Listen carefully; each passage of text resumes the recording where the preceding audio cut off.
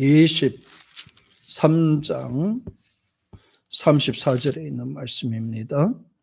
34절에 자 한번 보십시다. 23장 34절 같이 시작.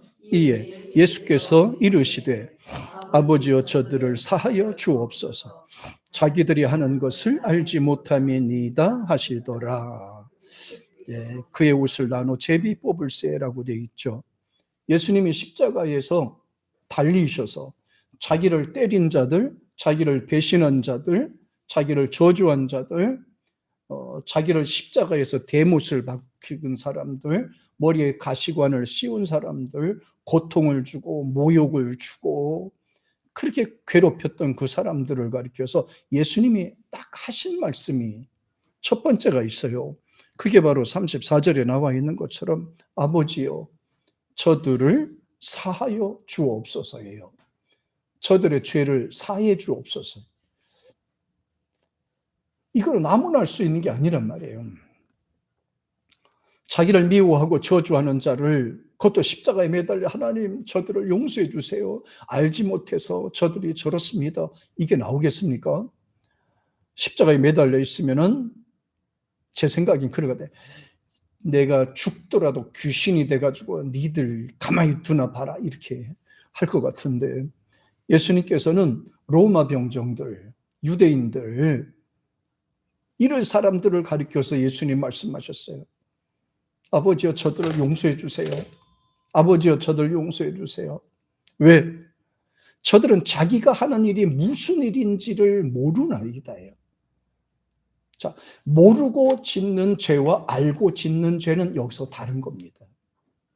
몰라서 짓는 죄는 용서가 되지만은 알고 짓는 죄는 죄가 가중이 됩니다. 굉장히 중요하죠. 그러니까 로마 군병들이 예수님을 십자가에 못 박는 거는 저들은 왜 그렇게 그냥 박으라 그러니까 박는 거고요. 유대인들이 예수님을 모함해서 사내들이 공회에서 십자가 박으라고 그렇게 모함하고 한 것은 지들이 무슨 짓을 했는지 알지 못한다 이 말이에요. 그러니까 하나님 저들 용서해 주세요. 저들이 그러니까 다시 말하면 언제든지 돌아오면 저들 용서해 주십시오 이 말이거든요. 이게 첫 번째 말씀으로 하신 내용입니다. 용서해 주시옵소서, 사하여 주옵소서 그렇게 말씀하셨고, 그 다음에 제2의 말씀, 두 번째 말씀으로는요 23장 43절 한번 보실까요? 43절 이것도 굉장히 중요한 내용이죠. 같이 시작. 예수께서 이르시되 내가 진실로 내게 이르노니 오늘 내가 나와 함께 낙원에 있으리라. 이게 참 중요한 내용입니다. 자, 예수님이 십자가에 매달리셨을 때 오른쪽 왼쪽에도 사람들이 둘이 같이 매달려 있었어요. 오른쪽에도 강도, 왼쪽에도 강도예요. 근데 십자가는 똑같은데 의미가 다른 겁니다.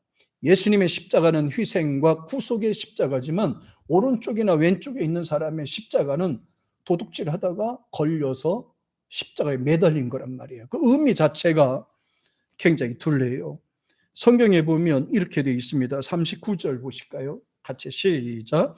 달린 행악자 중 하나는 비방하여 이르되 내가 그리스도가 아니냐 너와 우리를 구원하라 하되 40절 하나는 그 사람을 꾸짖어 이르되 내가 동일한 정죄를 받고도 하나님을 두려워하지 아니하느냐 그러면서 말하죠. 우리가 행한 일에 상당히 보응을 받는 것이니 이에 당연하거니와 이 사람이 행한 것은 옳지 않는 것이 없느니라 그러면서 우측에 있는 강도가 예수님 앞에 정식으로 도움을 요청합니다. 42절에 시작. 이르되 예수여 당신의 나라가 임하실 때 나를 기억하소서 하니라 그랬잖아요. 자, 한쪽에 있는 사람은 예수님을 가리켜서 뭐라 그래요? 야, 네가 하나님의 아들이냐? 너도 구해봐라. 그리고 우리도 구해달라. 이렇게 얘기하잖아요. 그러니까 한쪽에 있는 강도가 말해요. 야, 너는 죄 짓고서는 매달려서 죽는 건 당연하지만 이 가운데서 이렇게 매달려 있는 분은 죄를 안 졌는데도 이렇게 당했지 않냐? 그런 소리 하지 마라. 그러면서 말합니다. 혹시라도 당신의 나라에 들어간다 한다면 나를 좀 구원해 주세요. 예수님한테 부탁을 하는 겁니다. 그때 일반 사람 같으면 그렇게 나오겠습니까? 나 혼자 내 문제도 해결하기 힘든데 당신 문제까지 해결할 수 있냐? 네가 알아야 해. 이렇게 할 수가 있을 텐데 예수님께서는 43절에서 이 친구도 여기서도 챙기십니다. 같이 시작. 예수께서 이르시되 내가 진실로 내게 이르노니 오늘 내가 나와 함께 낙원에 있으리. 이 목적이 이거예요. 목적이 바로 이겁니다. 낙원에 있겠다고 그랬잖아요. 파라다이스예요. 세상에 없는 세상. 사람이 세상을 떠나면 가는 곳이 바로 이 낙원이라는 거예요. 천국에 가기 직전에 임시 대기소가 낙원이라는 거예요. 예수님께서는 이 우측 강도가 주님 앞에 도움의 손길을 내밀었을 때 과감하게 말씀하세요. 그 순간에 말씀하세요. 그래, 알았다. 네가 그렇게 인정하냐? 네 죄인인 걸 인정하고 내가 하나님의 아들 그리스도인 것을 인정하니 그래, 그렇게 믿냐? 그러면 내가 낙원에 있을 것이다. 그 한마디 때문에 그는 구원을 받은 거예요. 그 말 한마디 인정하는 것 때문에. 나는 죄인이기 때문에 당연하고 주님께서는 그리스도이잖아요. 나를 구해 주세요. 이 말 한마디 때문에 구원받은 거예요. 세상의 모든 사람들이 그냥 있다고만 하지 어디로 가는지 알지 못하잖아요. 성경에 보면 분명히 말씀합니다. 예수님이 낙원이라고 말씀을 해주셨어요. 낙원이다. 그렇게 말씀하죠. 그러면서 요한복음 14장에 보면 예수님이 가서 준비할 곳이 거기 나오죠. 요한복음 14장 한번 보겠습니다. 자, 요한복음 14장 1절, 2절, 3절 한번 보겠습니다. 자, 예수님은 낙원이라고 하셨죠? 근데 여기에 한번 보세요. 14장 1절 요한복음 같이 자, 시작. 너희는 마음에 근심하지 말라. 하나님을 믿으니 또 나를 믿으라. 내 아버지 집에 거할 곳이 많도다. 그렇지 않으면 너에게 일렀으리라. 내가 너희를 위하여 거처를 예비하러 십자가 지고 승천 하셔서 가셨고 또 가서 3절 시작. 가서 너희를 위하여 거처를 예비하면 내가 다시 재림해서 너희를 내게로 영접하여 나 있는 곳으로 데려가겠다. 주님께서요, 주님께 나오는 자는 한 사람도 실족하기를 원치 아니하세요. 그 낙원에 다 데려가기를 원하세요. 주님 분명히 말씀하셨잖아요. 나를 믿는 자는요, 한 사람도 실족하지 아니하고 다 데리고 가기를 원한다는 거예요. 분명히 말했죠. 내가 다시 와서 재림을 말하는 거예요.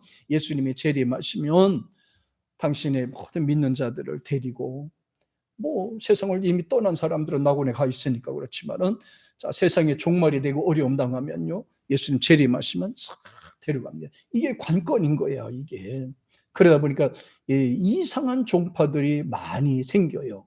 아니, 날짜까지 정해놓고 예수님 보고 빨리 오라고 하는 사람들도 있어요. 예수님을 살아가야 너무 사랑하는 것 같아요. 예수님이 때가 되어 오시는 거지 자기들이 오라 그런다고 오고 가라 그런다고 가나요? 주님의 말씀대로 하는 거지. 낙원요. 그곳에 저도 가고 여러분도 가야 되잖아요.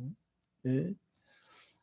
그냥 세상의 끝이 아니란 말이에요. 그래서 주님께서는 낙원에 있을 것이니라. 야,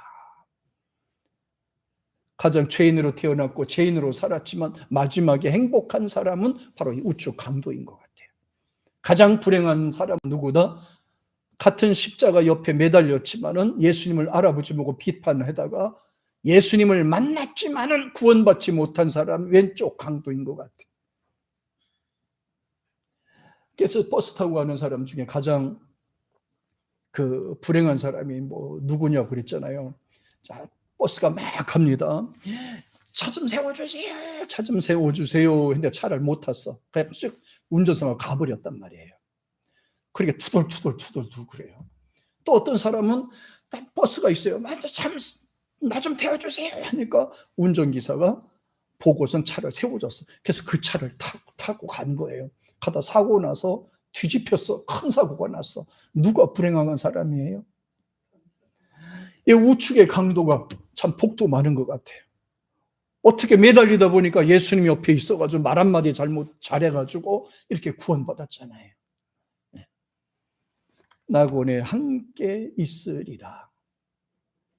예수님이 그걸로 해서 2000여 년 전에 십자가에서 죽으신 것이 바로 이 낙원 때문이란 말이에요. 저와 여러분들을 낙원으로 인도하기 위해서란 말이에요. 그가 찔림은 나를 죄를 위함이고 예수님께서 상하신 것은 나의 죄악 때문이다 그랬어요. 그를 믿는 자마다 멸망치 않고 영생을 얻게 하려 하심이니라 그랬잖아요. 주 예수를 믿으라 그러면 너와 내 가정이 구원을 받으리라 이 말씀을 하셨어요. 그 다음에 세 번째 하신 말씀이 있어요.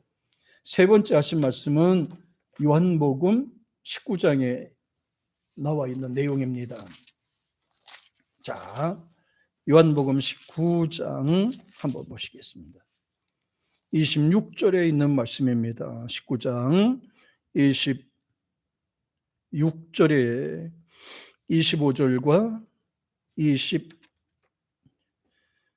26절, 27절 같이 한번 읽어볼까요? 자, 시작.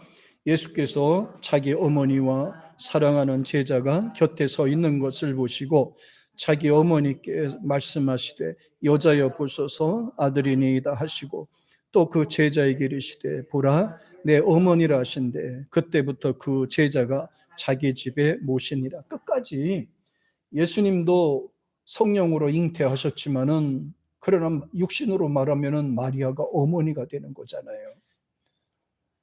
뭐 다른 형제들도 있겠지만, 근데 예수님께서는 십자가에서 달리시고 하신 말씀 중에서는 끝까지 육신의 어머니가 되는 그 마리아를 챙기게 됩니다. 끝까지 효도의 일을 감당하게 됩니다.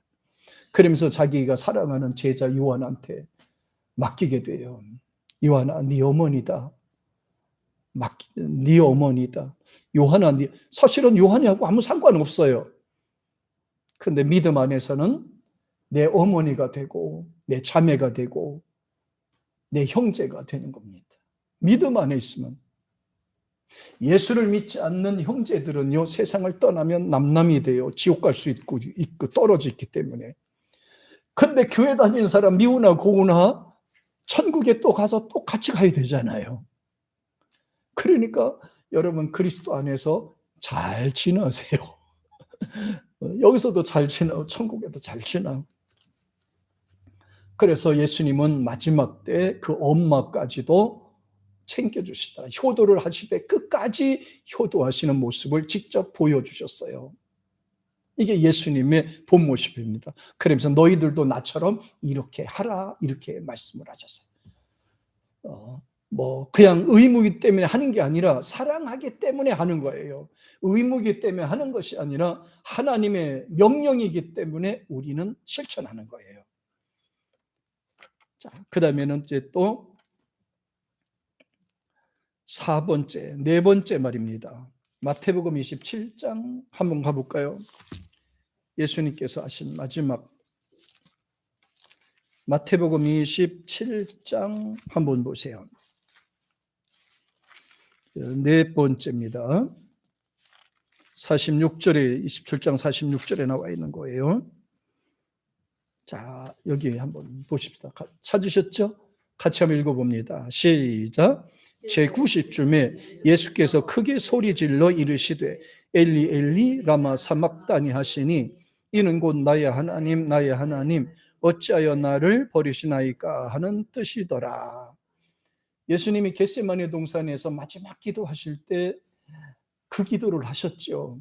아버지요, 아버지요, 할만하시거든 내가 질 수 있는 십자가를 지지 않게 하시옵소서. 잔을 내가 마시지 않고 해결할 수 있도록 도와주세요. 그런데 마지막에 가서 이러죠. 그러나 내 뜻대로 마옵시고 아버지 뜻대로 하세요.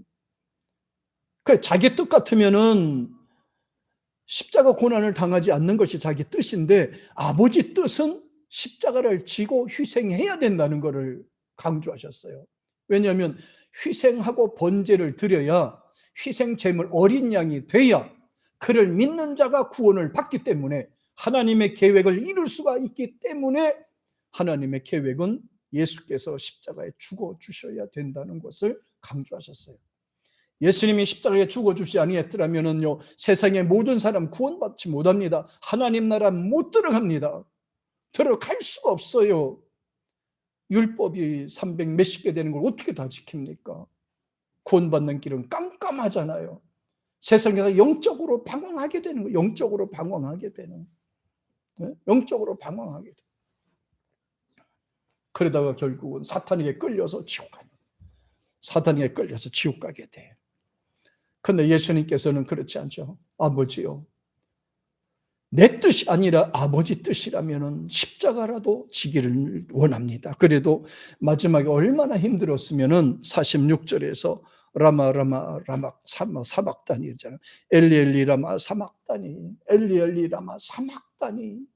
네 번째로 이걸 외쳐서 아버지 아버지요, 왜 나를 이렇게 버리시나이까? 버림을 받아야 구속을 이루니까. 이 방법이 아니고는 구원받을 길이 없습니까? 없습니다. 희생이 없이는 죄사함이 없어요. 피 흘림이 없이는 죄사함이 없기 때문에 할 수 없이 예수님은 십자가 고난을 통해서 구속을 이루게 하신 겁니다. 알면서 하는 것과 모르고 하는 것 틀리거든요. 예수님은 알고 십자가에 매달려 죽으셨어요. 엘리 엘리 라마 사막다니, 아버지여 아버지여 왜 나를 버리시나이까? 마지막으로 하신 말씀이죠. 다섯 번째는 이제 고통과 괴로움 속에 나타나는 현상이네요. 요한복음 19장에 보면 이제 고통 중에 나타나는 현상입니다. 19장. 자, 요한복음 19장 한번 보세요. 28절에 있는 말씀입니다. 28절에.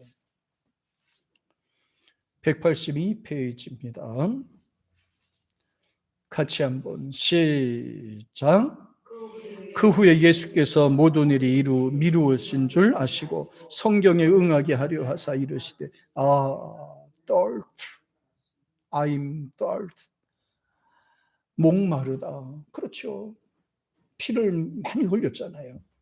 채찍에 맞아서 흘리고 상처 나서 흘리고, 그나마 뭐 죄인이기 때문에 먹지도 마시지도 못하게 하니까 얼마나 목이 마르겠어요. 그러니까 내가 지금 목마르다, 지금 미칠 것 같다, 막 불이 올라온다는 거예요. 그러니까 옆에 있는 병사 하나가 얼른 그걸 알고 긴 창 끝에다가 이렇게 수건 같은 데다가 신포도주가 있어요. 신포도주. 사람 먹지 못합니다. 신포도주를 이렇게 적셔가지고 예수님의 입에다가 딱 갖다 대요. 그런데 예수님은 그것까지도 치워버렸어요. 자, 신포도주를 입에다가 댔는데 그것도 예수님은 마다하셨어요. 고통을 고통대로, 괴로움은 괴로움대로, 아픔은 아픔대로, 괴로움은 괴로움대로 그대로 다 몸소 실천하신 거예요. 그리고 실제적으로 그 범죄자들을 십자가형에 처했을 때는 목마르기 때문에, 피를 흘리고 목마르기 때문에 실제로 그 신포도주를 해서 입에다가 이렇게 하면 그게 마취 효과를 낸답니다. 예.